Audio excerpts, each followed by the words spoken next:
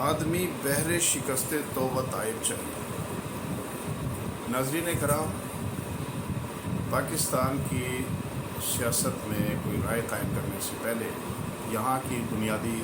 تلخ حقیقتوں کو مدنظر رکھنا چاہیے۔ ہماری سیاست کی تلخ حقیقتیں یہ ہیں کہ یہاں پر پاکستان کے بننے کے ساتھ ہی سامراجی غلبہ موجود ہے، سرمایہ دارانہ تسلط ہے اور فوجی آمریت کا مائنڈ سیٹ اور 2 نمبر اسلام کا گٹھجوڑ، اس کی بالادستی موجود ہے۔ اور ہماری پوری سیاست پر کہیں نہ کہیں یہی چیزیں اثر انداز ہوتی رہتی ہیں، کسی نہ کسی شکل میں لازمی طور پر اثر انداز ہوتی ہیں۔ ابھی ہم نے ایک ضمنی انتخاب دیکھا ہے، پنجاب کی 20 سیٹوں پر ضمنی انتخابات ہوئے ہیں، جس میں ہم نے دیکھا کہ ہمارے بہت بڑے تجزیہ کار جو حضرات ہیں ان کے تمام اندازے بالکل الٹ گئے ہیں اور نون لیگ کو شکست ہوئی اور 20 سیٹوں میں سے 15 سیٹیں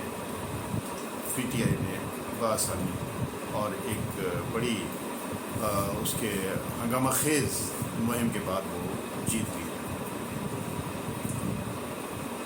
یہ سیٹیں جو پی ٹی آئی نے اس وقت جیتی اور نون لیگ نے لوز کی ہیں، نون لیگ ہاری ہے، تو اس کی شکست میں کیا چیزیں کار فرما ہیں؟ یہ بہت اہم بات ہے نون لیگ کے اور پی ڈی ایم کے کارکنوں کے لیے بھی، نون لیگ کی لیڈرشپ کے لیے بھی اور عوام کے لیے بھی، اور بالخصوص جو جد و جہد کر رہے ہیں لوگ، جو کارکن جد و جہد کر رہے ہیں، جد و جہد انقلاب کر رہے ہیں، ان کے لیے سمجھنے کے لیے بہت ساری چیزیں، بہت سارے سامان اس میں موجود ہیں۔ مثلاً ہم نے شروع میں عرض کیا کہ یہاں سامراجی غلبہ ہے اور اس کی مختلف جو شکلیں موجود ہیں، ان میں سے ایک یہاں پر آئی ایم ایف کا ہولڈ اور کنٹرول۔ ہر تھوڑے دنوں کے بعد، ہر کچھ عرصے کے بعد ہم آئی ایم ایف کا شکار ہو جاتے ہیں، اور اس وقت بھی پاکستان آئی ایم ایف کے چنگل میں پھنسا ہوا ہے، اور اس کے نتیجے میں، ان کی شرائط کے نتیجے میں نون لیگ کی حکومت کو، پی ڈی ایم کی حکومت کو ایک بہت بڑا مہنگائی کا طوفان عوام کے سر پر لانا پڑا، جسے عوام نے سختی سے مسترد کر دیا، اور یہ جو نتائج آپ کے سامنے ہیں ضمنی انتخابات کے، اس میں بہت بڑی کارفرمائی اس آئی ایم ایف کے ساتھ شرائط پر لائے ہوئے مہنگائی کے طوفان کی بھی ہے۔ اس کے علاوہ اگر ہم غور کریں تو ہم دیکھتے ہیں کہ عوام میں ایک عرصے سے، پچھلے گزشتہ 75 سال سے جو ایک عمل چل رہا ہے، عوام بار بار بیوقوف بنتے ہیں، بار بار اس کا شکار ہوتے ہیں، لوگ اپنی ہمدردیاں بدلتے ہیں، زمانہ ساز لوگ، ابن الوقت لوگ بار بار عوام کو جل دیتے ہیں، اپنی ہمدردیاں بدلتے رہتے ہیں، پارٹیاں بدلتے رہتے ہیں، اور یہ چیز مسلسل ہونے کی وجہ سے عوام میں سنگین ترین ناپسندیدگی کا شکار ہو چکی ہے، اس سے دوچار ہو چکی ہے۔ عوام اس کو قبول نہیں کرتے، اور یہ جو ایک ابن الوقت لوگ ہیں، یہ اگر عوام کے سامنے سونے کے بن کر بھی آئیں، لیکن فیصلہ یہ سامنے آیا ہے اور میلان یہ سامنے آیا ہے کہ یہ عوام کے لیے سخت ترین طور پر ناقابل قبول ہے، جس کا انہوں نے موجودہ حالیہ جو ضمنی انتخابات ہوئے ہیں اس میں اس کا ثبوت دیا۔ عوام نے اسے قبول نہیں کیا۔ اب یہاں پر آپ یہ دیکھیے، ایک عوام کی ناپسندیدگی، دوسرا یہ کہ ایک چیز اور بھی سامنے آئی ہے کہ یہ جو شخصی حکومتیں ہیں، شخصی پارٹیاں ہیں، خاندانی پارٹیاں ہیں،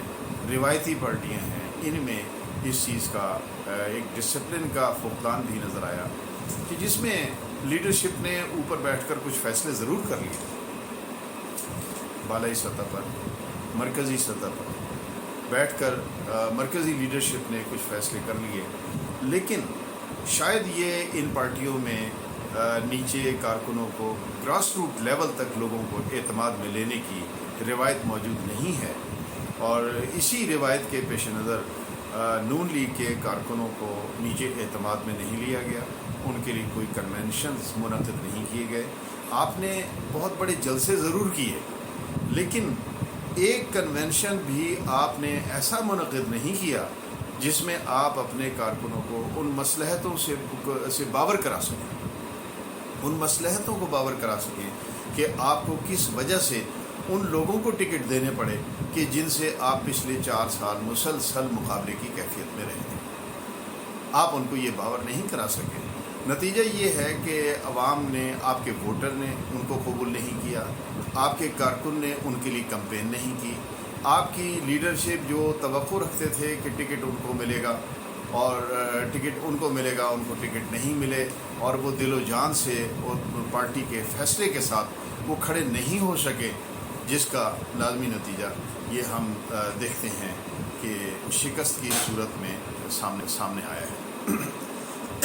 پھر ہمیں ایک بات اور بھی یہاں پہ ایک بات اور بھی ہم نے دیکھی ہے کہ افسوسناک بات ہے، آپ نے کولیشن گورنمنٹ بنائی، لیکن دوسری پارٹیوں کے کارکن اور لیڈرشپ، ان کا یہ اس ضمنی انتخابات سے کنسرن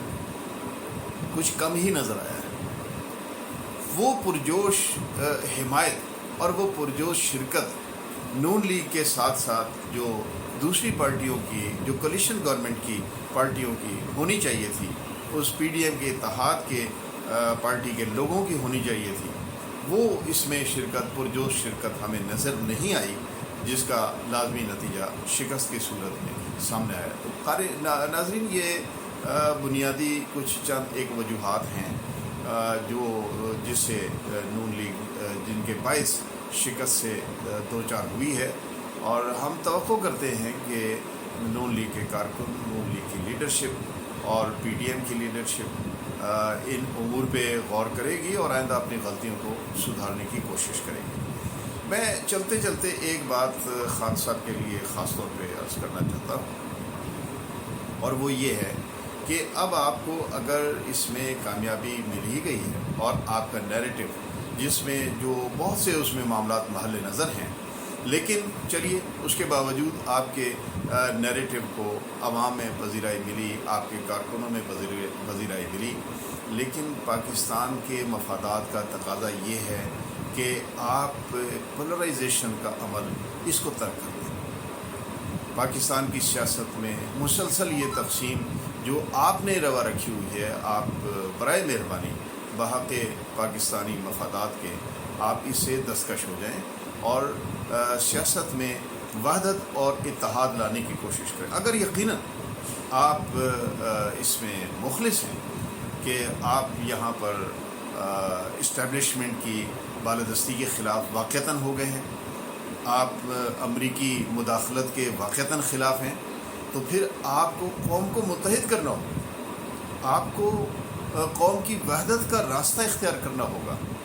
اگر آپ یہ قوم کی وحدت کا راستہ اختیار نہیں کرتے تو اس کا مطلب یہ ہے کہ آپ لازمی طور پر سامراج کے ایجنڈے پر ہی ہیں، اور جسٹ یہ عوام میں ایک مقبولیت کے لیے آپ نے ان نعروں کو اختیار کیا ہے۔ مجھے امید ہے کہ آپ میری ان معروضات کو، میری ان گزارشات کو لازمی طور پر پیش نظر رکھیں گے۔ اللہ تبارک و تعالی ہمارے پاکستان کو محفوظ اور سلامت رکھے۔ والسلام۔